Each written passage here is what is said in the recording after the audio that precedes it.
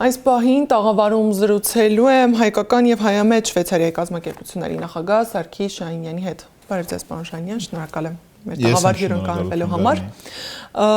Շվեյցարիայի Դաշնային ժողովի վերին պալատը ընդունել է խաղաղության ֆորում Լեռնային Ղարաբաղի համար հնարավորություն տալ հայերի վերադարձին։ Խնդրում եմ ներկայացրեք, թե այս որոշումը ինչ դեր կունենա վերադարձի համար եւ ինչ փուլում է հիմա այս գործընթացը։ Շնորհակալություն Գառնի, առաջին հերթին պետք է ասեմ, որ հարաբերությունը, այսինքն հայցի փոխանցությունը նաև այդպես է դրվել, որովհետեւ Ղարաբաղի ներկայացուցիչները կարողանան ընդհանրապես խոսիլ, բանակցիլ, հարթություն ունենալ ադրբեջանական կառավարության հետ։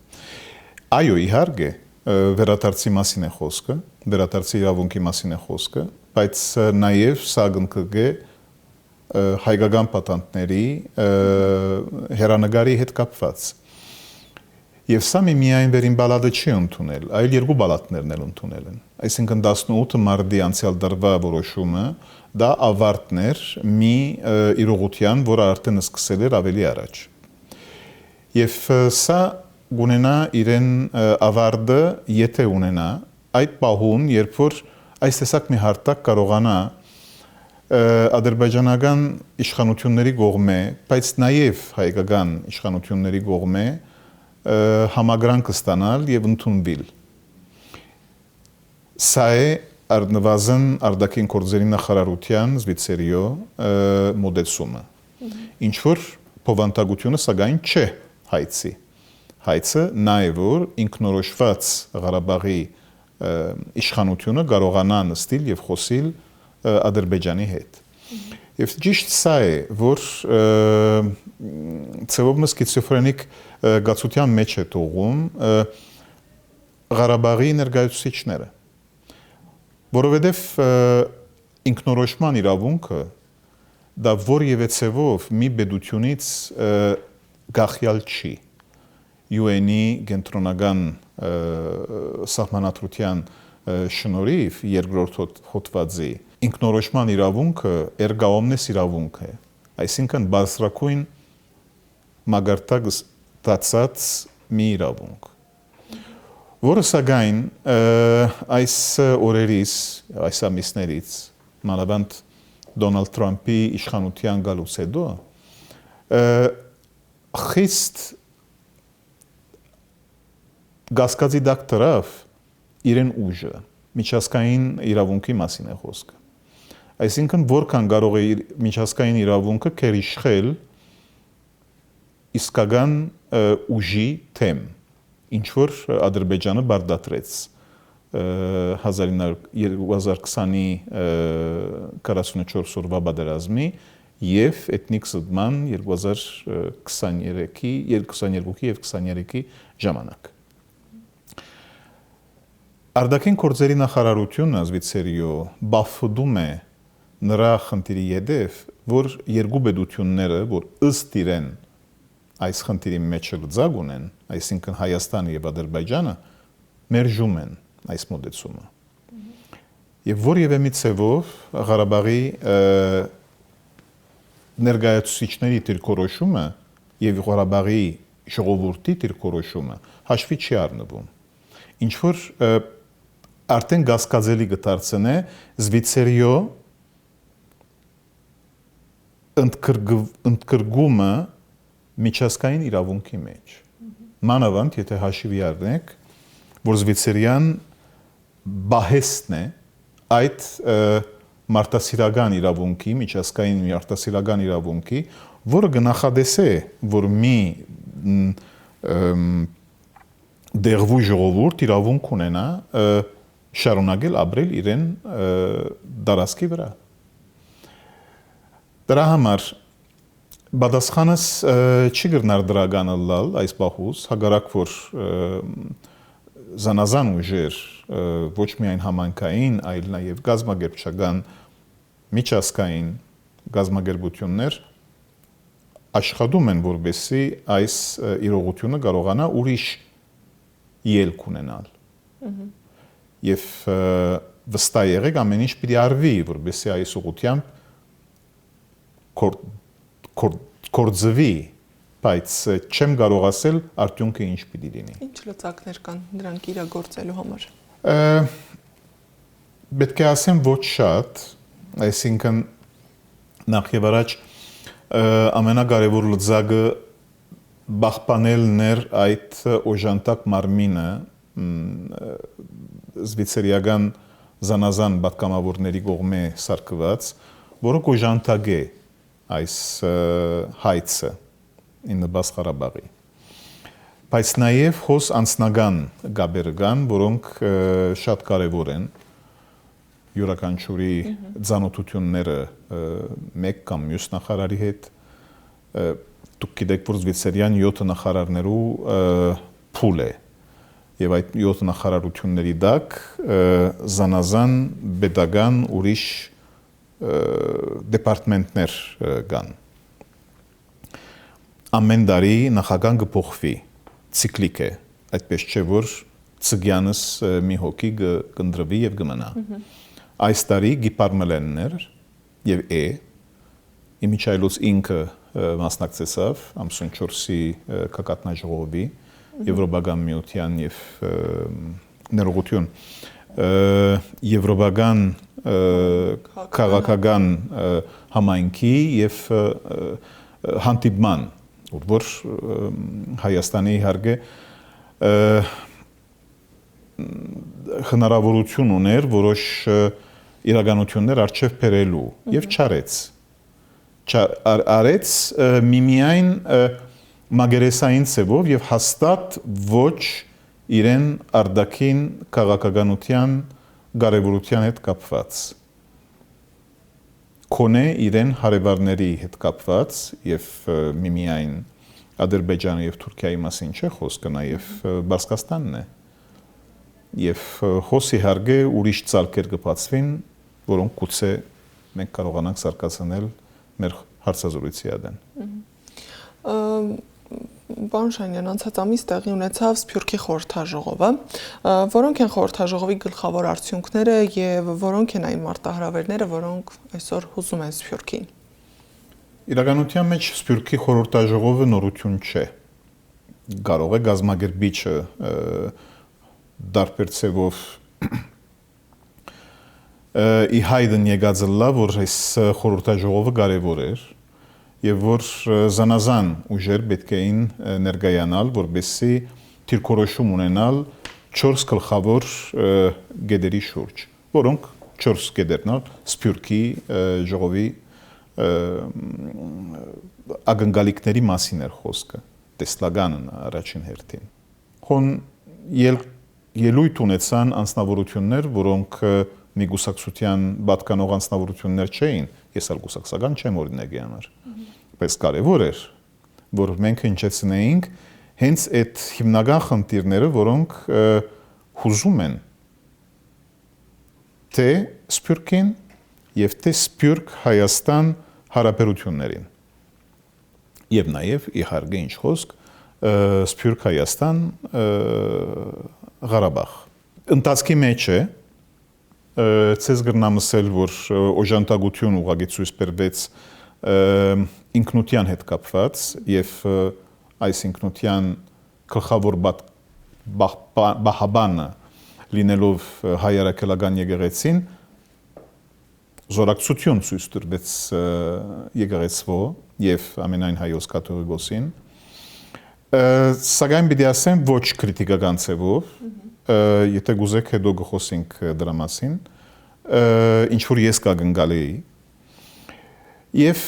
հայտարարի կարեւորությունը ընդգրկվեց եւ խոս ջգույնության բագասություն ես սկացի ցես բացեի բաց ասեմ որովհետեւ գարձեք թե այդ նույնության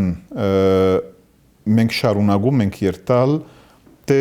Սփյուռքը եւ հայտարարը նույն բանն է այսինքն Արեմդյան Հայաստանի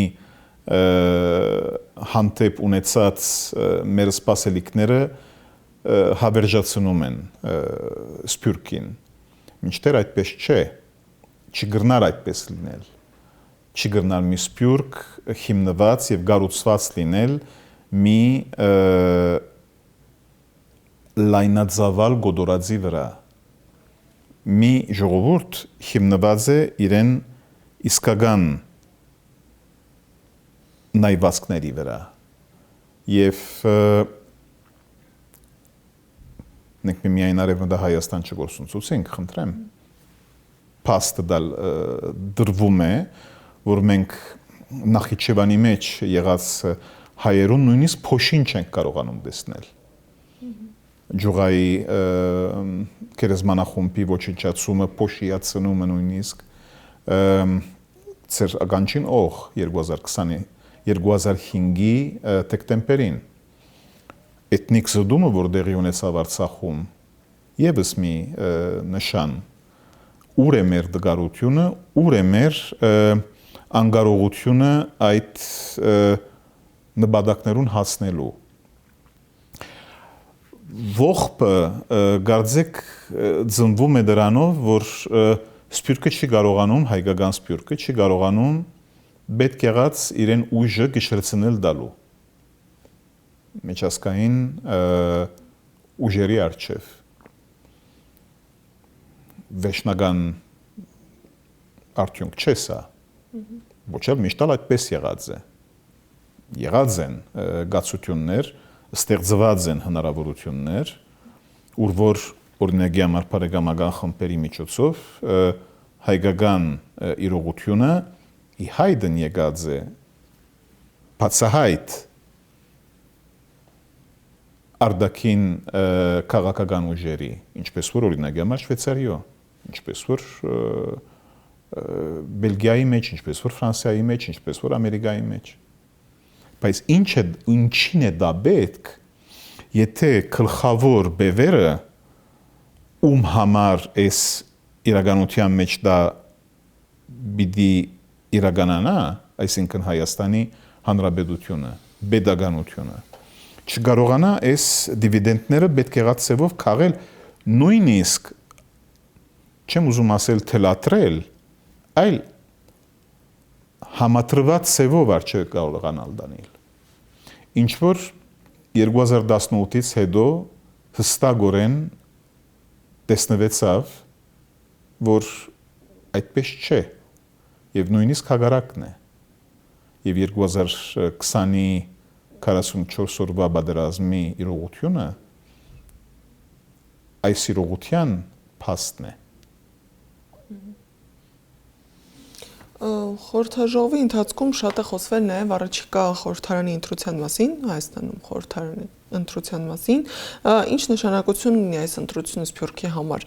ինչպես է Սփյուռքը ընկալում այս ընտրության կարևորությունը։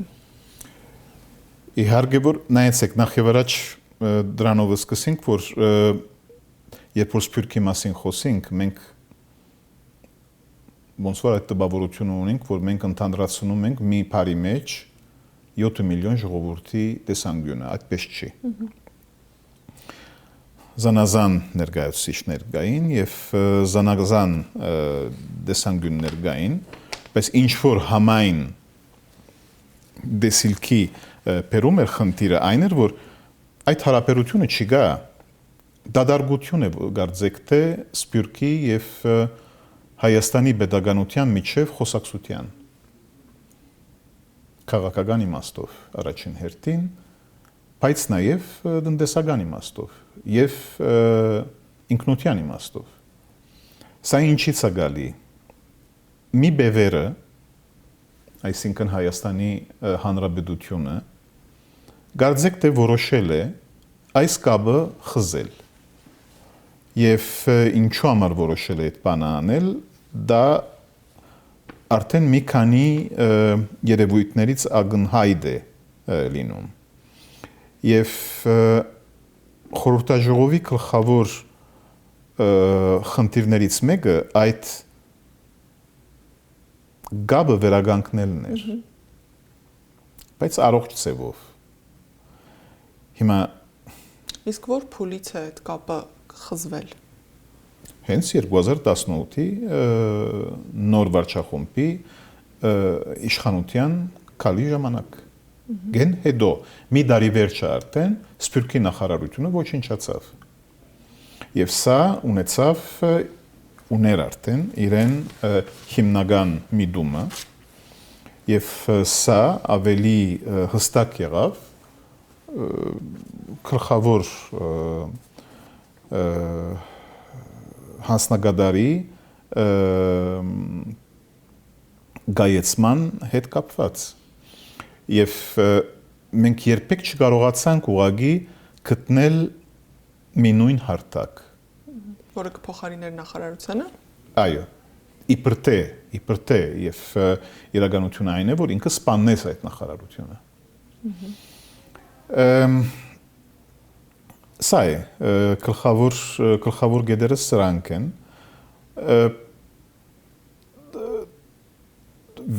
վերջնագետ չէ տրված, այլ սկզբնագետ տրված է հարաբերությունների Հայաստանի եւ Սփյուռքի միջեւ։ Եվ դա կապում են առաջիկա խորհրդարանի ընտրության արդյունքները։ Իհարկե, որովհետեւ եթե ներկա վարչախումբը դարձյալ ընտրվի, բարձից բարձ է, որ այդ ընթացքը, որը բռնվեցավ, պիտի շարունակվի եւ պիտի վատանա նույնիսկ։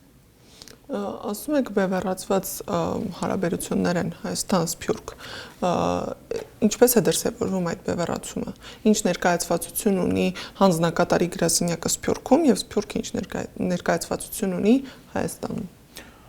Վերջին գետենը սկսեմ, Սփյուռքը ոչ մի ներկայացվածություն չունի Հայաստանի վարչախումբի, ոչ վարչախումբի մեջ, ոչ խորհրդարանի մեջ։ Իսկ ինչ որ գվերապերի Սփյուռքի հանձնագետարի ակնկալությունները ես կարող եմ ցեզ ասել, որ դա զերոյական են ինչ որ գվերապերի զանազան Սփյուռքերի, կոնե ինչ որ գվերապերի Զվիցերիո կամ Ֆրանսիայի կամ այլ երկրների սենս ունենս չէ, որ երբ որ վարչապետը այցելումներ կգադարեր զանազան տեղեր ոչ մի ձևով բազմազան միտք ունեցող անձնավորությունները չհրավիրվեցան իրեն ներկայության նույն օրինակի համար ինչ որ գվերապերի նոր տեսփանությունների բացման հետ կապված եւ սա ինչ կնշանակե կնշանակե որ ներկա վարչախումբը որևէ ձևով հաշվի չի ուզում առնել այդ կորձունությունները որոնք դարվեցան եւ որոնք կարող են հետակայում դարվել եւ ընդհանրապես այդ խզման մեջ բերում են եղած մյուս բեդությունը որբեսի ինքը հասկանա որ ինքը այլևս այդ Սփյուռքի հետ կապ չպիտի ունենա այլ ուղղակի Հայաստանի հետ պիտի ունենա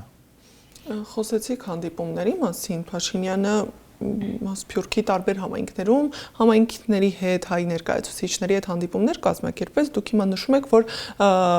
լայն ընդգրկում չի եղել լսարանի այդ դեպքում այդ հանդիպումները ինչ սկզբունքով են կազմակերպվել Սփյուռքի որ ներկայացուցիչներն են իմացել այդ հանդիպումների մասին ինչ սկզբունքով է հավաքվել այն թիմը որը որ մասնակցել է այդ հանդիպումներին Շատ թյուրին սկզբունքով միմիայն վարչախումբի աչակցող անձնավորությունների միջոցով Եվ սա միմիայն Զվիցերիո մասին չեմ խոսում։ Գերմանիո մասին կարող եմ խոսել, Ֆրանսիայի մասին կարող եմ խոսել, Ամերիկայի մասին կարող եմ խոսել, Բելգիայի մասին կարող եմ խոսել։ Խնդիրը դուխուր է, երևույթը դուխուր է եւ չգարձենք սակայն, որ մենք խնդիրը պիտի լուծենք բարձաբես փոխարինելով ներկա վարչախումբը այլ ուրիշ վարչախումբի։ Եթե հերանեկարը չհստակացվի, թե որը պիտի լինի ընդհանրապես հարաբերությունը Սփյուռքի եւ pedagogian մեջ, մենք կարող ենք երկար ժամանակ փնտրել, թե որը պիտի լինի լուծումը։ Լուծումը այս պահից չի գա։ Գուցե գար ժամանակին, երբ որ այդ տեսլականը գար, որ Հայաստանը առանց Լեռնային Ղարաբաղի իրականության չեր գնալ վերաբերել։ Իսկ այսօր այդ տեսլականը գա, որ ոչ միայն Հայաստանը գրնա ապրիլ, այլ բիդի ապրի Լեռնային Ղարաբաղի դատարկությամբ։ Եվ ոչ այդ մարդկանց վերադարձի նպատակով։ Իրապես մենք հետ ենք գնացել ինչ որ գվերապերի մեր ոչ էքսպանսիոնիստ դեսլագանը, այլ իրական դեսլագանը։ Մենք գայինք այդ տարածաշրջանում եւ ոչ հարյուրամյակների ընթացքին, այլ հազարամյակների ընթացքին։ Կարելի է ծևեր փնտրել միասին ապրելու խնդիրները վարչական տեսակետեն լուծելու նաև այլ ժողովուրդների հետ, բայց դա չի նշանակում, որ հայկական էությունը պիտի ոչնչանա։ Եվ սա է որ տեղի ունեցավ։ Եվ ով է ասում, որ այս տեսակ սկզբունք որտեքրող վարչախումբի միջոցով նույն Հայաստանը այս նույն վտանգի տակ չի պիտի ենթարկվի։ Ես վախենում եմ։ Իսկ բացի ազգային ու պետական խնդիրներից գանք զուտ ներհամայնքային հողի վրա։ Ինչ խնդիրներ ունի այսօր Սփյուռքը, ինչ մարտահրավերների առջև է կանգնած։ Ամենակարևորը ինքնության խնդիրն է։ Եվ ինքնության խնդիրը պետք չէ, ինչպես որ առաջ ասեցի, սահմանափակվի բարձրապես հայտարարի խնդիրով, այլ հարց պետք է դրվի ընդհանրապես, թե ես ինչպես եմ կապված իմ հայրենիքի հետ։ Խողը կարևոր է, այդպես չէ, որ միայն երևակայական մի իրականություն է։ Կարևոր է, երբ որ ես անցամբ Հայաստան վայրեջք եմ կատարում, ես փոխվում եմ փարիփուն իմաստով, ես կարող եմ հոս հիվանդ գալ, ես փուժվում եմ,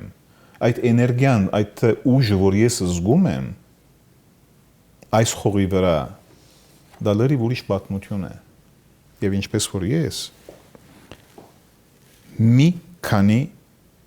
միլիոն հոգիներ, որոնք պետքություն չունեն սակայն մաքսիմալիստ երևակայությունների, այլ պետք ունեն հասկանալ, թե ինչով կամ փոփվի, կամ կսկսվի իրենց հայ լինելը, կամ գաբ ունենալը ընդհանրապես հայկական ծագումի հետ։ Սա բարձրապես սահմանների խնդիրի հետ կապված է կամ արդեն այդ տեսակ կապի հետ, որը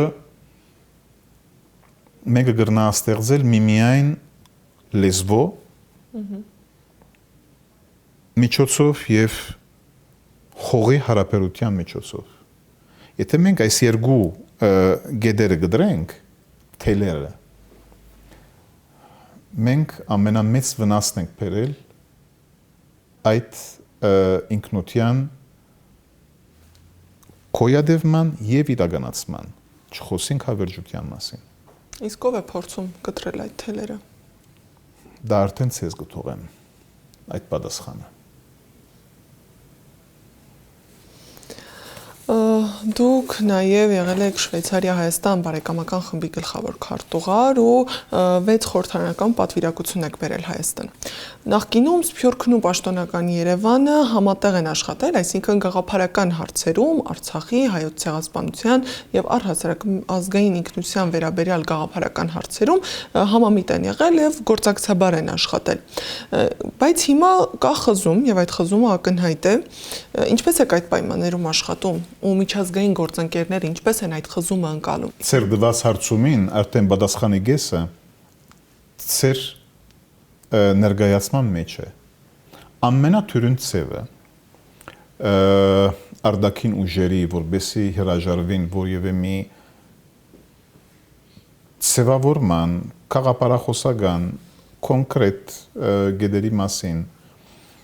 նրանով է ամփոփվում, որ եթե արդեն այդ կառավարությունը ի վերջո սա հայ շվեյցարիական բարեկամական խմբի մասին չէ, այլ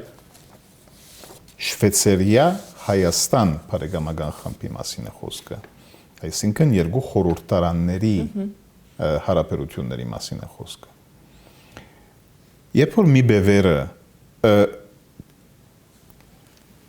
եւ չեմ խոսում հայկական բևերի մասին, ես խոսում եմ արտասահմանյան բևերի մասին։ Ինքը քայլն է անում, որբեսի կա եւ ասե ես հոսեմ, դու ասա, թե քեզ ինչ պետք է։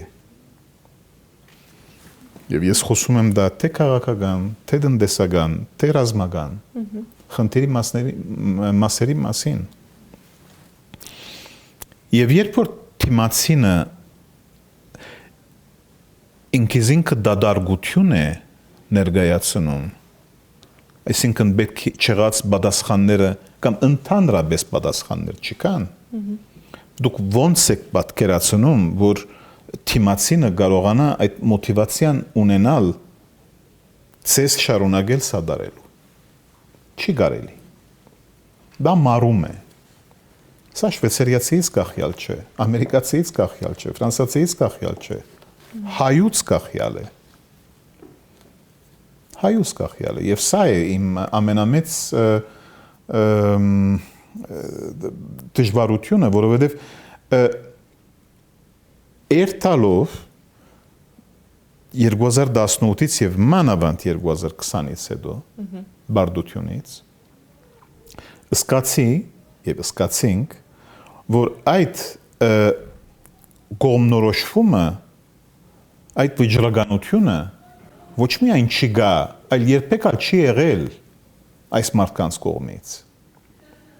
Նորեն եմ ասում, ես պետք չունիմ մաքսիմալիզմի յետևեն վազելու։ Ես պետք ունիմ կոնկրետություն, այսինքն իրականություն։ Չեմ կարողանում ասել, որ այս կոնկրետությունը կարողացան շվեյցարիացիները տեսնել։ Ադամներով բռնում ենք այս իրականությունը, այս օժանդակ մարմինը, ինչի մասին ես առաջ խոսեցա, այս հայցի հետ կապված, իրապես ադամներով ենք բռնած։ Եվ թեր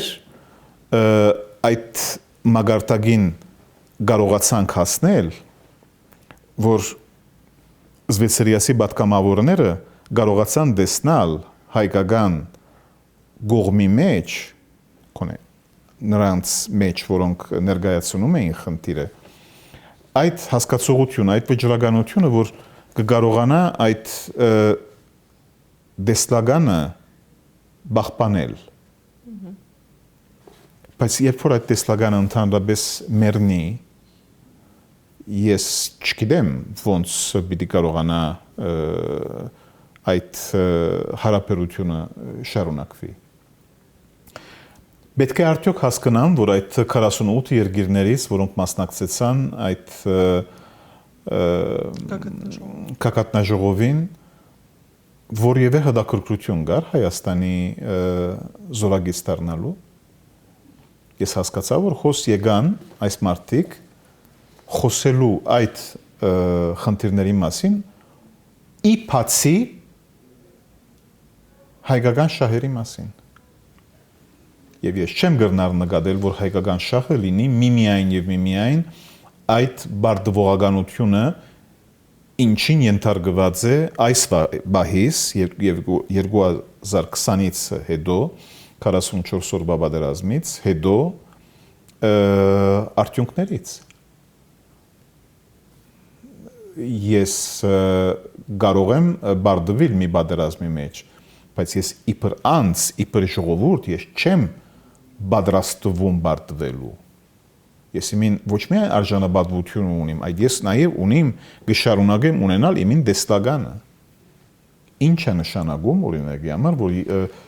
ես ստիպված պիտի լինեմ իմ սահմանադրությունը փոխելու, որովհետև ուրիշը ինձ թելադրել է այդ բանը անելու, երբ որ հենց ուրիշը չի անում այդ նույն բանը, ինչ որ ինքը մյուսից ուզում է։ Ադրբեջանի մասին է խոսքը։ Երբեք մեկը նստել է եւ Ադրբեջանի սահմանադրությունը գարտացել է։ Խնդրեմ, կարող եմ շարունակել խորհրդանշական օբյեկտները ընդհանրապես վերացնելու կամ մեր զինանշանը փոխելու նույն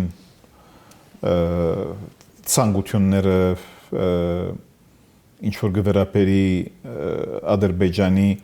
Արեմդյան Ադրբեջանի մարդկանց վերադարձի մասին խոսելու առանց խոսելու արված որոշումի միջազգային արդարադատության թադարանի գողմե 2024-ի նոյեմբերին վերադարձի իրավունքի մասին Ղարաբաղցիների ու գրնամ շարունակել։